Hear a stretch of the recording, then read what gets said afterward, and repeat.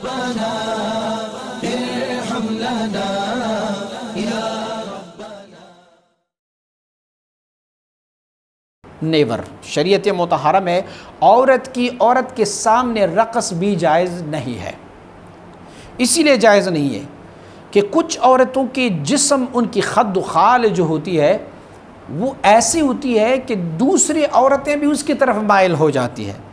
और औरत अगर औरत की तरफ भी माइल हो जाए तो भी हरज है, तो भी ये जायज़ नहीं है कि एक औरत सेक्सुअली तौर पर और फहश उनकी डांस को देख के या उनकी रक़स को देख के उनकी तरफ माइल हो जाए। तो हर वो चीज़ जिसमें से औरत जाज़िबियत लेती है सेक्स और जिन्स परस्ती की तरफ, वो भी जो है वो जायज़ नहीं है। दूसरी बात यह है कि ये उस सूरत हाल में जायज़ नहीं, क्योंकि आम तौर पर देखा यह गया है कि सिर्फ़ रक़्स होता नहीं है, बल्कि रक़्स तब होता है, डांस तब होती है कि जब वहाँ पर म्यूज़िक बज रहा हो। तो जब म्यूज़िक बज रहा हो और डांस हो रहा हो, भले वो औरत औरत के सामने हो या मर्द मर्द के सामने हो, बहरहाल रक़्स जो है वो ममनू है। हत्ता कि सूफिया किराम की किताबों में जो सूफिया पर हालत वजद आते हैं और रक़्स करते हैं, तो उस पर भी बहुत लोगों का एतराज़ है। अगर रक़्स जो है वो ऐसे तर्ज और जो आम तौर पर रक़्स की जाती है उस अंदाज से अगर रक़्स हो, तो उस पर भी फ़ुक़हा और सूफिया को इख्तिलाफ़ है, क्योंकि वजद और हाल जब किसी पर आता है तो वो गैर इख्तियारी होता है, और गैर इख्तियारी में रक़्स करना इस तरीक़े से जैसे हम डांस करते हैं, जो तर्ज के साथ, जो लय के साथ करते हैं, वो अगर हालत वजद में भी हो तब भी उसे मना किया जाता है। फिर तीसरी बात एक और भी है कि जब भी ख़वातीन रक़स करती, ख़वातीन के दरमियान ही क्यों ना हो, तो वो अगर म्यूज़िक ना हो तो कम से कम तालियाँ तो बजाते हैं, तो तालियाँ बजाने को भी हराम कहा गया है। तो इसीलिए ये चीज़ भी जायज़ नहीं है कि औरत औरत के सामने रक़स करे, भले उनकी वीडियो बने या ना बने, वहाँ पर मर्द मौजूद हो या ना मौजूद हो। लेकिन उसमें से कई ऐसे ख़तरात मौजूद है कि मसलन एक ख़तरा जो सबसे बड़ा ये है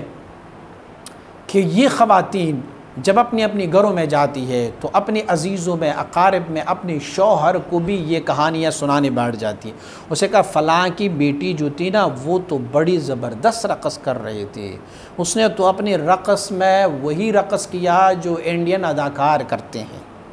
जो इंग्लिश अदाकार करते हैं, उस तरह का रक़स किया। तो जब वो अपनी शौहर को, अपनी मियाँ को ये लफ्ज़ बताते हैं तो मियाँ ऑटोमेटिकली उस ख़ातून की शक्ल और सूरत को अपनी तसव्वुर में लेते हैं और उसकी तरफ माइल हो जाता है। इसीलिए औरत को औरत के सामने भी रक़स करने से मना किया गया है। अहद नबवी सल्लल्लाहु अलैहि वसल्लम में और सहाबे किराम रिज़वानुल्लाहि अलैहिम अजमाइन में शादियों के खुशियों का ऐलान तो किया जाता था, लेकिन दफ़ तो बजाए जाते थे, लेकिन कहीं से ये साबित नहीं है कि वहाँ पर औरतें रक़स कर रही थी औरतों के सामने। इवन कि हमारे और आपके आका सल्लल्लाहु अलैहि वसल्लम बारक जब मदीना मुनव्वरा तशरीफ़ लाए तो बच्चियाँ, छोटी बच्चियाँ आती और उन्हें दफ़ उठाए और तला अल बद्र अलैना की जो वो अशार आप पढ़ती रहती थी,